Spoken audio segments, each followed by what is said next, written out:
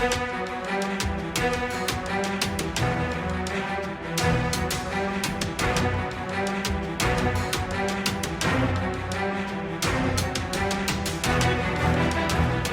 नाव आहे अंजू मनोज जोगी।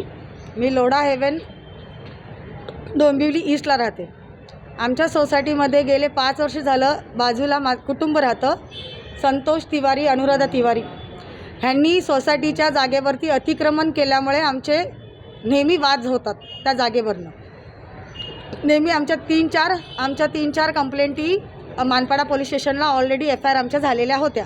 पण ह्यावेळेस आमचं चेंबर साफ करायचं होतं। ॲज अ सेक्रेटरी, सोसायटीची सेक्रेटरी म्हणून मी माझं चेंबर साफ करण्यासाठी पाठीमागे गेली असता तिने माझ्या मुलाच्या अंगावरती दगडफेक केली। तर चेंबर साफ करणाऱ्याच्या अंगावरती तिने कुत्रं सोडलं आणि सांगितलं की मी चेंबर साफ करून देणार नाही, ज्याला घेऊन यायचे त्याला घेऊन ये, ही माझी जागा आहे, तुला मी माझ्या जागेत घुसून देणार नाही। ती चेंबरची जागा कॉमन आहे तरी पण ती भांडत होती। माझा मुलगा तिला समजवायचा प्रयत्न करत होता, आंटी हमारे घर में गंदा पानी आया है, मत करो, हमको चेंबर साफ करने दो। पण ती ऐकायला तयार नव्हती, तिची मुलगी ऐकायला तयार नव्हती। त्या लोकांनी मारामारी केली, दगडफेक केली। त्यानंतर एवढी भयानक मारामारी केली। त्या लोकांनी बाहेरच्या लोकांना फोन करून बोलवून घेतलं आणि प्लस कुत्रे सोडले तिने अंगावरती। त्यामध्ये कुत्रा माझ्या मुलाच्या उजव्या पायाला चावला, एवढी दुखापत झाली। माझ्या मिस्टरांच्या उजव्या पायाला चावला, त्यांना 3 दिवस ॲडमिट करावं लागलं शास्त्रीनगर हॉस्पिटलला।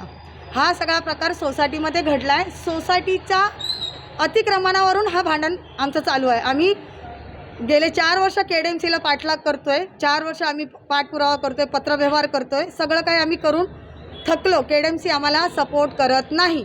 या प्रकरणी काय गुन्हा दाखल केला? या प्रकरणी पोलिसांनी आम्हाला खूप सपोर्ट केला आहे। पोलिसांनी गुन्हा दाखल करून घेतलेला आहे। पोलिसांचं नाव आहे शिंदे सर जे मानपाडाचे मेन इन्चार्ज आहेत, त्यांनी सपोर्ट केला आणि पालवे सरांनी आमची FIR रजिस्टर करून घेतली। तुमची काय मागणी काय तुमची? आमची मागणी एवढीच आहे की हे दादागिरी बंद व्हावी। सोसायटीच्या जागेवरती जे अतिक्रमण केलेलं आहे ते KDMCने दखल घ्यावी त्या गोष्टीमध्ये। आम्ही गेले 4 वर्ष पाठपुरावा करतो, त्या गोष्टीकडे ते लक्ष देत नाही आहेत। माझ्याकडे सगळे प्रूफ आहेत, पत्रव्यवहार आहेत। आम्ही KDMCला केले, आमदारांकडे आम्ही गेलो आहे, प्रत्येक ठिकाणी आम्ही गेलेलो आहे या गोष्टीसाठी की बाबा ती बाई दादागिरी करते।